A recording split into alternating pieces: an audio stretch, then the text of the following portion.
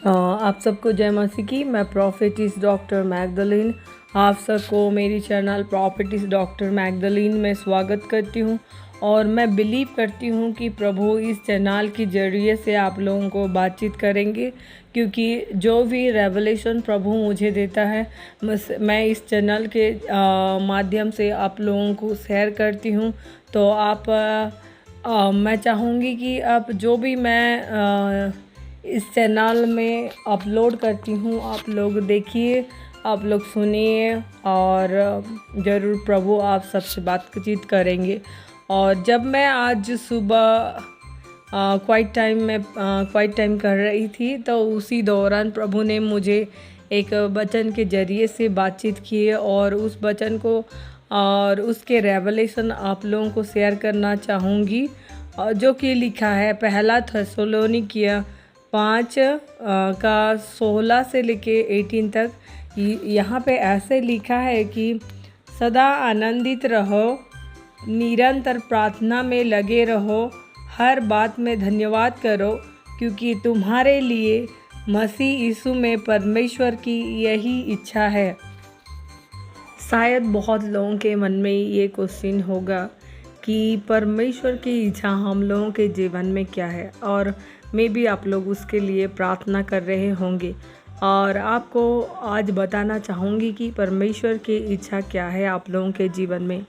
पहला थिस्सलुनीकियों 5 का 16 से लेके 18 अगर पढ़ते हैं तो हमें पता चलता है कि परमेश्वर की इच्छा हम लोगों के जीवन में क्या है। तो परमेश्वर की 3 इच्छा है जो हम लोगों के जीवन में वो चाहता है। पहली इच्छा ये है कि हम सदा आनंदित रहें, और दूसरी इच्छा ये है कि हम निरंतर प्रार्थना करते रहें, और तीसरी इच्छा ये है कि हम हर बात के लिए धन्यवाद दें।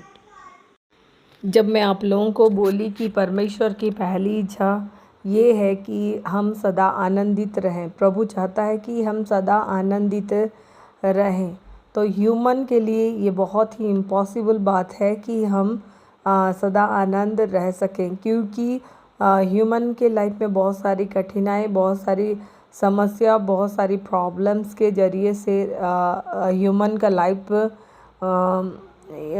स्पेंड होता है।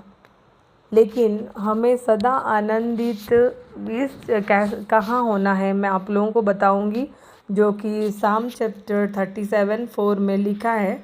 हमको प्रभु यहोवा की सेवा में आनंद लेना होगा, और जब हम परमेश्वर की सेवा में आनंद लेते हैं तो परमेश्वर हमारे मनचाहा हमको देते हैं।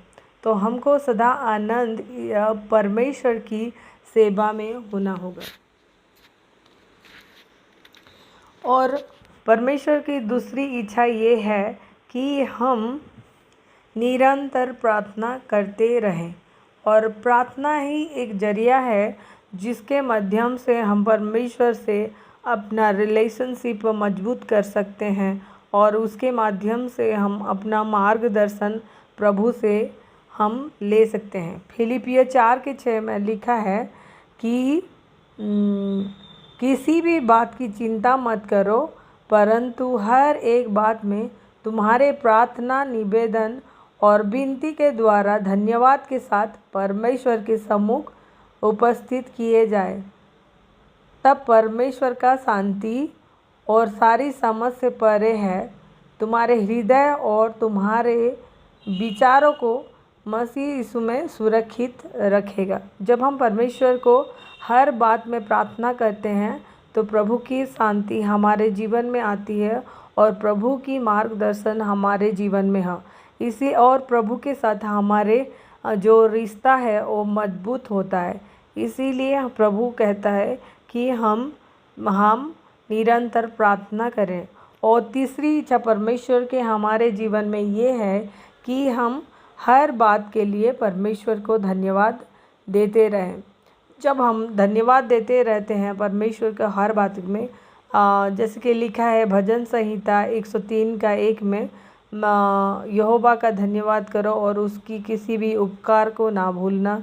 जब हम परमेश्वर को कंटिन्यूली धन्यवाद देते रहते हैं तो हमारा जो थॉट्स है वो सब नकारात्मक ना होके सकारात्मक में बदलता है और हमारा ट्रस्ट प्रभु यीशु पे रहता है कि परमेश्वर हमारे जीवन में हमारे प्रार्थना का उत्तर देगा।